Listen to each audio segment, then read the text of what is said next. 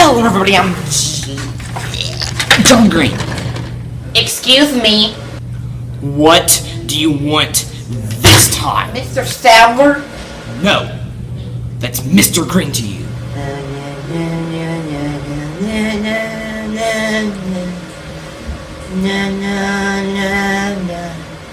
Stop the video. You're watching Crash Course.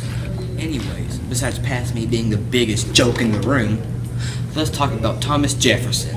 So, in the election of 1800, Thomas Jefferson faced Aaron Burr for presidency. However, they tied the electoral college vote the delegates to choose which one would become the next president. Oh, Mr. Oh, Mr. What? Green? You got that right, punk. So, isn't it true that Hamilton's the reason Aaron Burr didn't become president? Yeah, Hamilton stopped Aaron Burr from becoming president because Hamilton did not like Aaron Burr. Like how you don't like me? Precisely the point.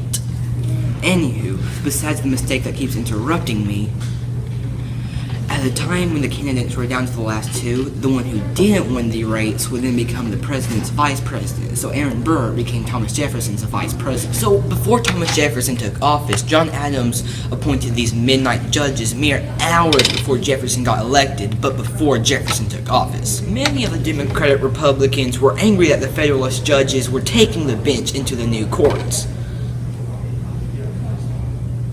Those courts were made possible because of the Judiciary Act that Congress passed before Thomas Jefferson was inaugurated, showing the case of judicial review, which granted the Supreme Court the power to validate laws and to make sure that they were constitutional. So in the end, it didn't end in favor of William Marbury because he was not granted his job. Time for the mystery document. Listen now.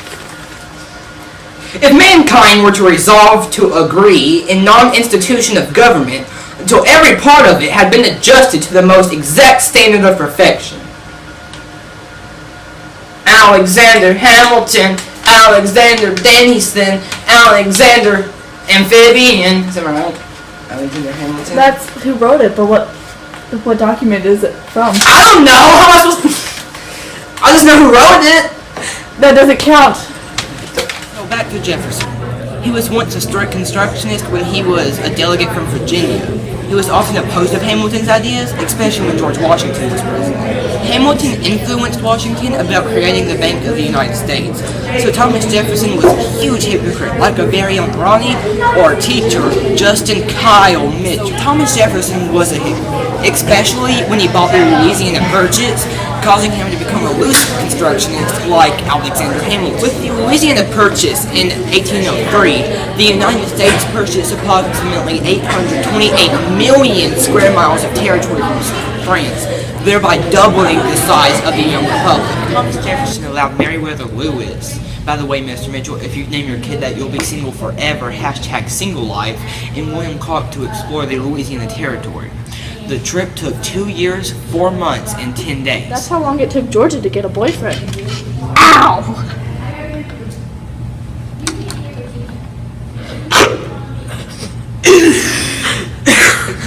Ordinary route throughout the territory. Unfortunately, there were some complications throughout the whole journey, but it wasn't as bad as the impressments that were happening throughout the seas. Impressments were the act of forcing men into the military or navy by compulsion.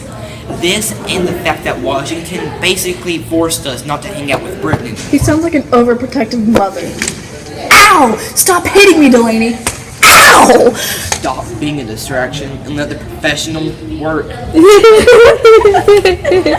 You guys just not. Like I said, in Washington's farewell address, he would talk about making alliances, working with, or even getting tangled up with Britain and France. So yes, Ronnie, he was basically an overprotective mother. Yeah! Repealed the Embargo Act, which Thomas Jefferson signed before he left office.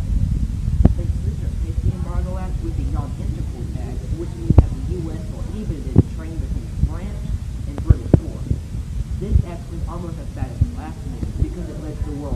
This act was almost as bad as the last one because it led to the War of 1812. We'll get into that until later on. This is John Green signing off, and like they say in my hometown, stay awesome. You're not John Green, little.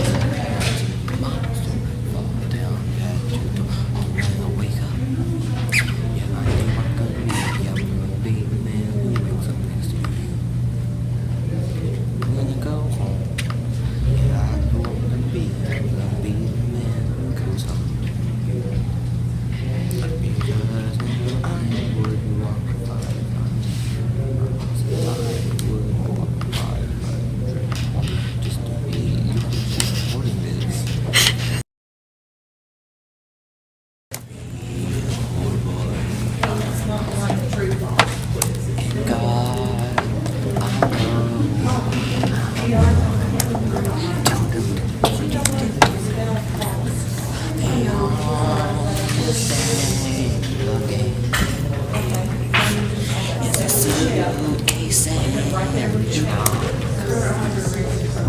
The only time that he is satisfied is when he's on patrol. You got that right, hunk. I mean, punk.